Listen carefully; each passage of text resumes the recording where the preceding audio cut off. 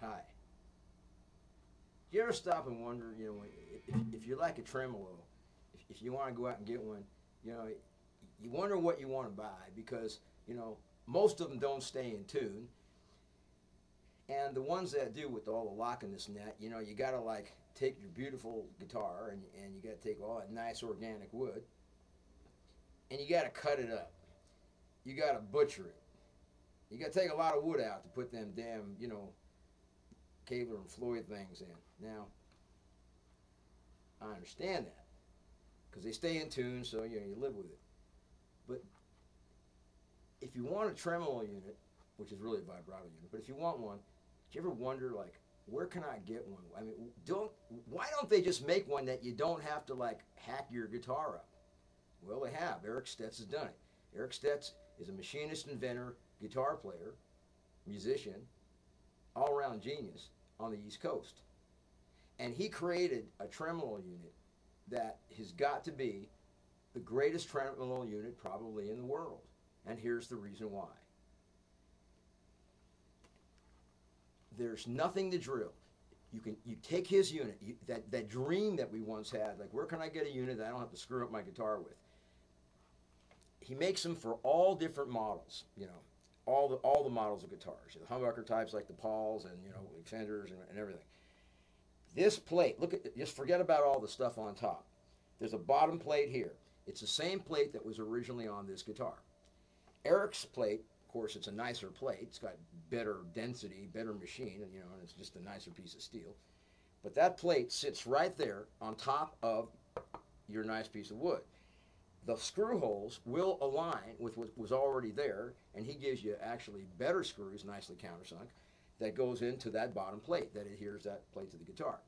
Now, you can't see it, but underneath, right here and right here, there's a small little groove, and also on the top plate, a little groove that's very nicely polished, and you set roller bearings in there. Each little unit of roller bearings, I believe, has 8 or 10 rows of bearings. But the thing is that you then put a top plate on. Now, the top plate sets on the roller bearings. When you pull this arm down,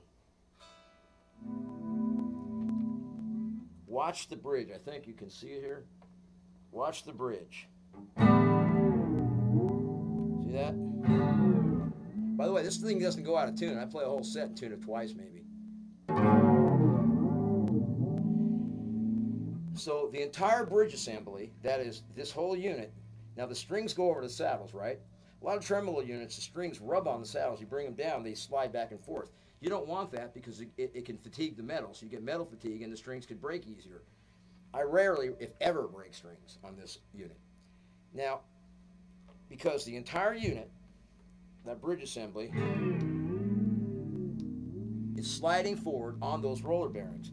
Now, I don't know if you can see it here, but back here, if you happen to lose a string or have to make a quick change, there's these big slots. There's no fumbling around where you got to thread the strings in. You just take that little ball in, drop it in that slot, you pull it, and you're good to go. It takes about a half a second, if that. I haven't really ever timed it. I would think maybe a quarter second. Anybody got a, well, I'm alone. I guess nobody's got nothing. I could be skitsy, though. Anyway, there's another little advantage here. Not very many people really look at their unit. Look at where the bar is pulling the bridge forward from and pulling the tremolo down. It's in the center. By being in the center, it equalizes your stresses, which gives the tremolo unit very even travel on both sides. When you hook up that tremolo arm, like usually they hook it up on the bottom over here, well, top or bottom, depending if you're left or right-handed, but say, you know, right over here. When you pull it, it's going to pull that corner at a different rate, and you'll have different pressure that is not equalized over the construction and the structure of the unit, which isn't really a good thing, but it's the only way they've developed them so far, pretty much. So, Eric Stets, yet again, the StetsBar, he has accounted for it. Now, this guitar retails for $200. There's another advantage to the StetsBar. It's, you know, I needed something to knock around with when I did a tour in Texas. I'll tell you, this thing just amped my sound up. This thing gave me tone on tone. Think about that, because it's very rare that we have somebody like an Eric Stets, you know, who put the time, you know, his own money, his own efforts over and over again, basically because he was fed up with what he found out there.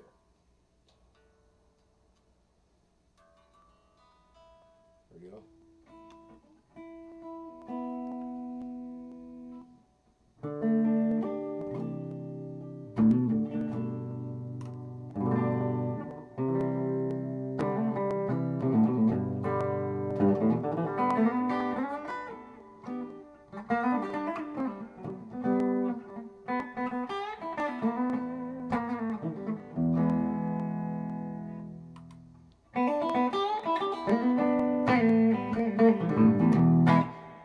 Now, also, when you play the StetsBar, did you ever wonder why guys, I mean, I watch some of these platinum selling guys, they do all these cool dive bombs and whammies. But why not use the StetsBar as an instrument, for example?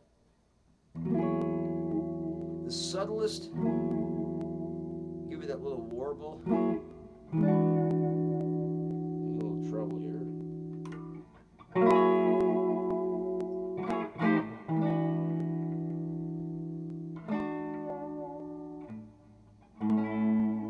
Now, I'm going to play a couple of riffs, and I'm going to use it not as a dive bomb, but I'm going to use it to actually make notes.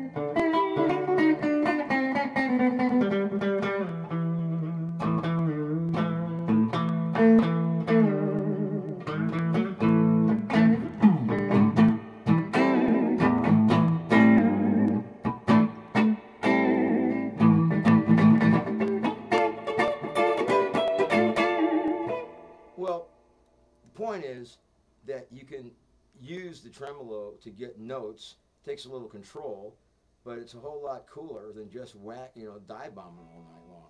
Let me see if I can get a little control. So if I'm going to hit a like a note, like I can hold the note down and fret while I'm holding the StetsBar down. That's kind of a cool thing.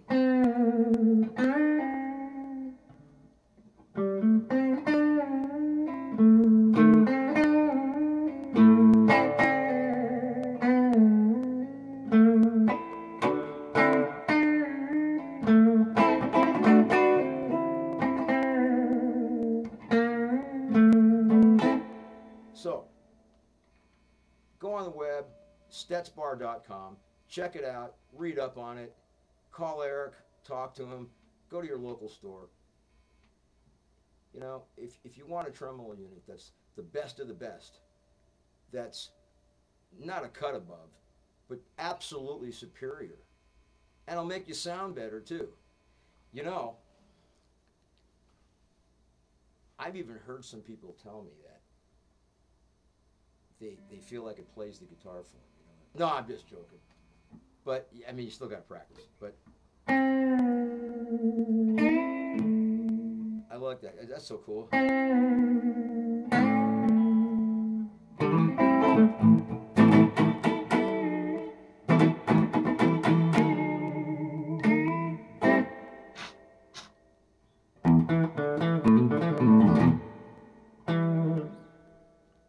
Eric Stets, the StetsBar. He a bad man. It's a bad unit. It's the best of the best that there is. There's nothing better than a StetsBar. If you want a tremolo unit, it's the only one you should ever consider.